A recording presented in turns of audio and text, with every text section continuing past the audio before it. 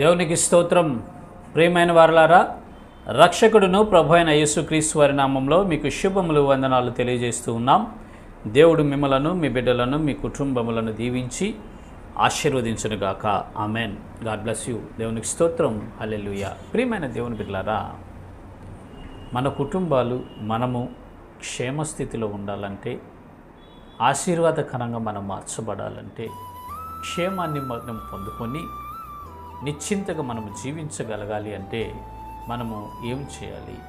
ఏ రీతిగా ఉంటే మనకి క్షేమస్థితి కలుగుతుంది? ఆనాడు ఇశ్రాయేల్ ప్రజలు ఏ రీతిగా ఉంటే దేవుడు వారికి క్షేమాన్ని ఇస్తానన్నాడు అని మనం ఒకసారి పరిశీలించినట్లయితే ద్వితీయోపదేశ కాండము 5వ అధ్యాయము 29వ వచనంలో దేవుడు ఈ రీతిగా మాట్లాడుచూ ఉన్నాడు. వారికిని వారి సంతానమునకును నిత్యమును క్షేమము కలుగునట్లు వారు నా యందు భయభక్తులు కలిగి నా ఆజ్ఞలను అనుసరించు మనస్సు వారికి ఉండిన మేలు. దేవునికి స్తోత్రం. హల్లెలూయా. ఆ ఇశ్రాయేలు ప్రజలకును వారి సంతానానికి క్షేమము కలగాలంటే, నిత్యము క్షేమము కలగాలంటే ఏం చేయమంటున్నాడంటే దేవుడు ఆయన యందు భయభక్తులు కలిగి ఆయన త్రోవలు అనుసరించి ఆయన ఆజ్ఞలు పాటించే మనస్సు ఉండాలంట వారికి.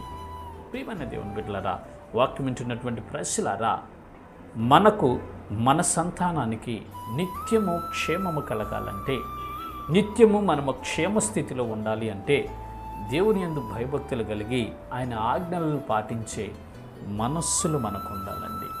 దేవుని యందు భయభక్తులు కలిగి ఆయన ఆజ్ఞలను పాటించే మనస్సు ఏ మనుష్యుడికైతే ఉంటుందో, ఏ కుటుంబమునకైతే ఉంటుందో ఆ కుటుంబము ఆశీర్వాదకరంగా మార్చబడుతుంది. ఆ కుటుంబము నిత్యము క్షేమస్థితిలో ఉంటుంది అని దేవుని యొక్క వాక్యం సెలవిస్తుంది. కాబట్టి ప్రియమైన దేవుని బిడ్డలారా, మన మనస్సు ఎటు వెళ్తుంది ఒకసారి గమనించుకోండి.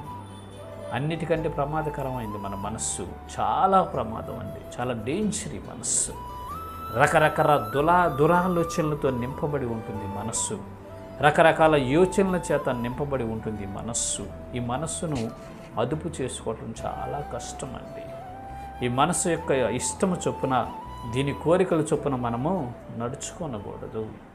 మన మనస్సును అదుపు చేసుకొని దేవుని యందు భయభక్తులు కలిగి ఆయన కట్టడలు, ఆయన ఆజ్ఞలు, ఆయన విధులు అనుసరించి నడుచుకొనుటకు మన మనస్సును స్థిరపరుచుకోవాలి. దేవుని మార్గంలో నడుచుటకు, దేవుని ఆజ్ఞలు పాటించుటకు మన మనసును మనము స్థిరపరచుకొని దైవ చిత్తంలో మనము నడవగలిగితే మనకు, మన బిడ్డలకు నిత్యము క్షేమమును ఆయన ఇస్తానన్నాడు. నిత్యము క్షేమస్థితిలో మనల్ని ఉంచి ఆశీర్వాదకరంగా మారుస్తూని వాగ్దానం చేస్తున్నాడు. కాబట్టి ప్రియమైన దేవుని బిడ్డలారా, మన మనసును దేవుని యందు భయభక్తులు కలిగి ఆయన ఆజ్ఞలు పాటించుటకు, ఆయన చిత్తంలో నడుచుటకు మనము స్థిరపరచుకుందాము. ఆయన ఇచ్చే నిత్యమైనటువంటి క్షేమస్థితిని పొందుకొని నెమ్మదిగా జీవిద్దాం. ఇటు కృప దేవుడు మనందరికీ కలుగు చేయనుగాక.